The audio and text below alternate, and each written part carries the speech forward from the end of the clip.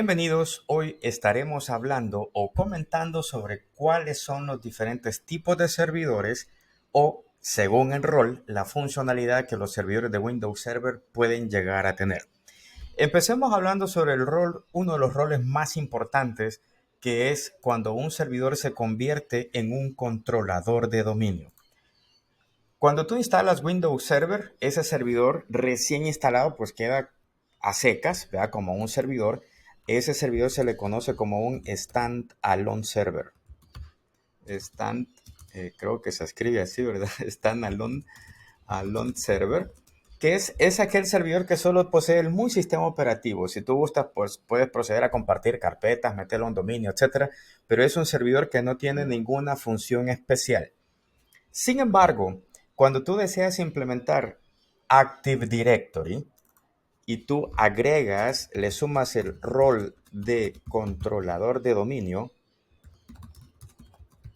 ese rol, por cierto, se llama dominio, ese rol se llama Active Directory Domain Services. Services.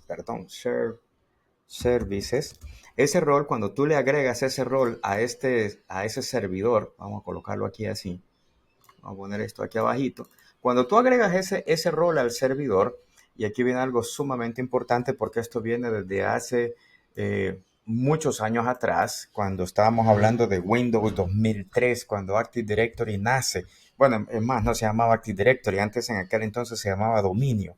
Entonces, cuando tú instalas un servidor que recién es un standalone server, te vas al Server Manager y le agregas el rol de Active Directory Domain Services. Ese servidor se convierte en un controlador de dominio, un domain controller. Un domain controller, el primer domain controller que existe, se le reconoce como el PDC. El PDC significa eso, Primary Domain Controller.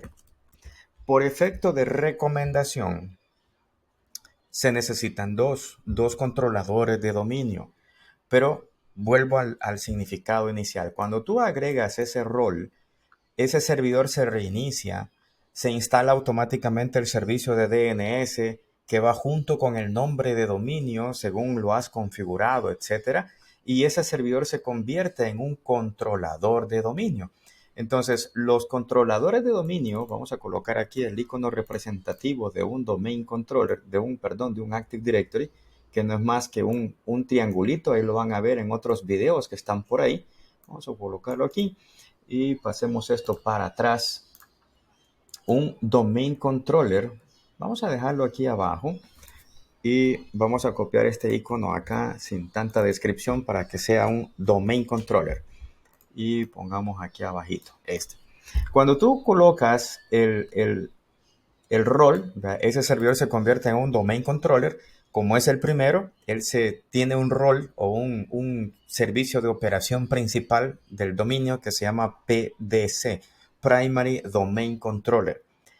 Por efecto de redundancia, contingencia y seguridad de mantener siempre disponible tu servicio del Active Directory, se requiere que tú prepares otro servidor, que instales otro servidor, que le agregues el mismo rol de Active Directory Domain Controller y que conviertas ese otro servidor también en un controlador de dominio. El segundo controlador de dominio, vamos a colocar aquí a la par el significado. El segundo controlador de dominio se le llama BDC, un Backup Domain Controller. Obvio, esos son los nombres que se daban antes, el Backup Domain Controller.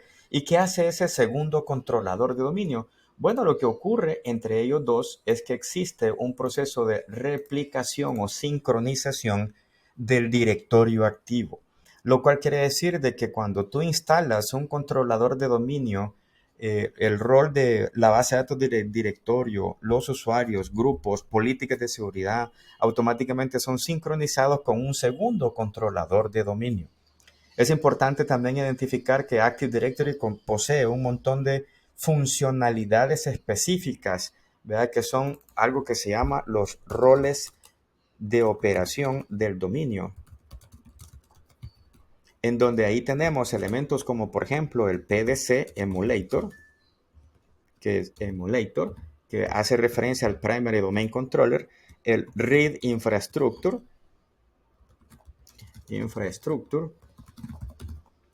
y el esquema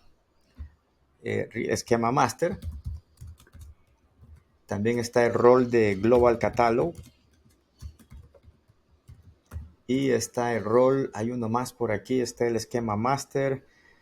Ya me voy a acordar. Pero en todo caso, los roles que un controlador de dominio posee van a estar derivados en estos 4. Hay un quinto más por ahí, ya me voy a acordar más adelante, que son funciones específicas que un controlador de dominio posee. Hay muchas cosas. Active Directory es muy grande, es bien grande, y no es por nada que es una de las soluciones más completas para servicios de autenticación. Ambos controladores de dominio, si nos vamos acá a esta imagen, ambos controladores de dominio crean ese triángulo que es al que se le llama el bosque del dominio, en donde ahí es en donde entra a aparecer el servicio de DNS para el caso, digamos, que el dominio se va a llamar empresa.com. Ese se llama mi nombre del dominio, empresa.com. Y ambos controladores de dominio son los responsables de resolver los nombres de ese dominio que se llama empresa.com. Las computadoras tú las agregas al dominio bajo ese nombre que se llama empresa.com. Ahí es en donde tus máquinas ahora van a comenzar a llamarse pc1.empresa.com, servidor5.empresa.com y así sucesivamente.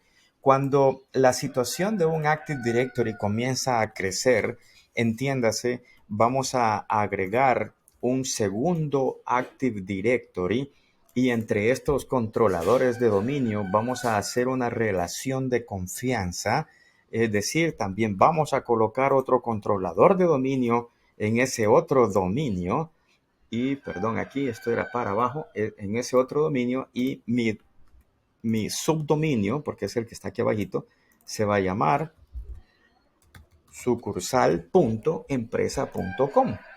Esta estructura que estamos viendo acá de dos triangulitos interconectados, esta línea que está acá, se le llama relación de confianza. La relación de confianza, vean cómo nos estamos profundizando en esto, ¿verdad?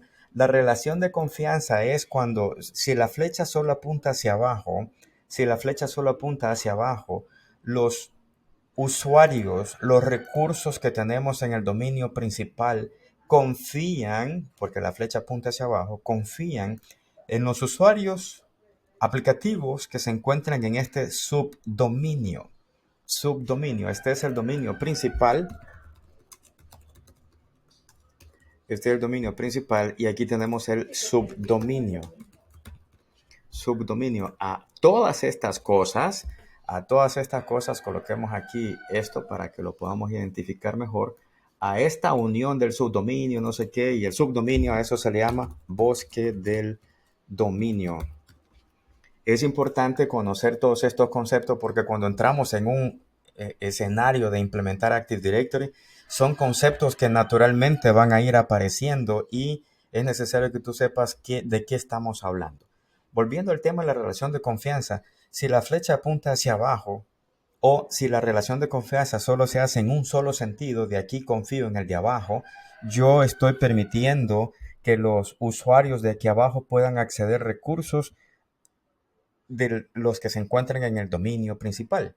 Sin embargo, si la relación de confianza se hizo en ambos sentidos, es decir, la flechita tiene doble punta, los recursos del dominio principal como los del subdominio, los usuarios de arriba o abajo pueden compartirse recursos en ambos sentidos. Usuarios de arriba pueden acceder a recursos de abajo, usuarios de abajo pueden acceder a recursos del dominio principal.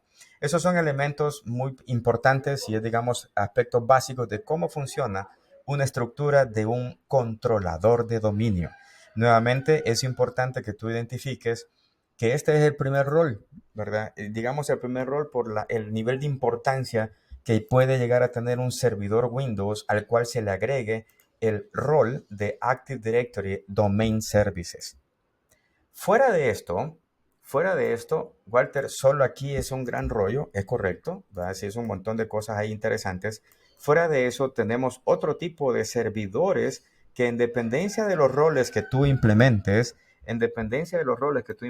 puedes llegar a tener un rol, por poner un ejemplo. Mira, fíjate que yo quiero que ese servidor, no estamos hablando de un controlador de dominio, sino que es un servidor normal al cual quieres habilitar el servicio de DHCP para distribuir direccionamiento IPs a todas tus máquinas en tu red interna.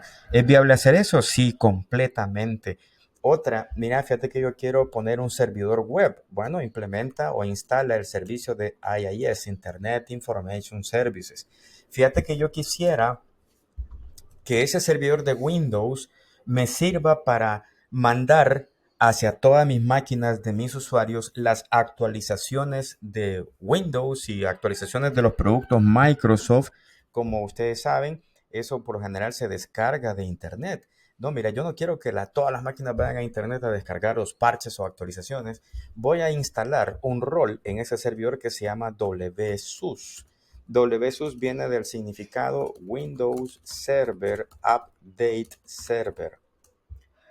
Eso es uno de los servicios que por lo general siempre se implementa para poder comenzar a automatizar cosas y poder garantizar de que mis usuarios van a estar descargando las actualizaciones desde un servidor interno y no desde Internet, evitando que pues se sature la conexión a Internet.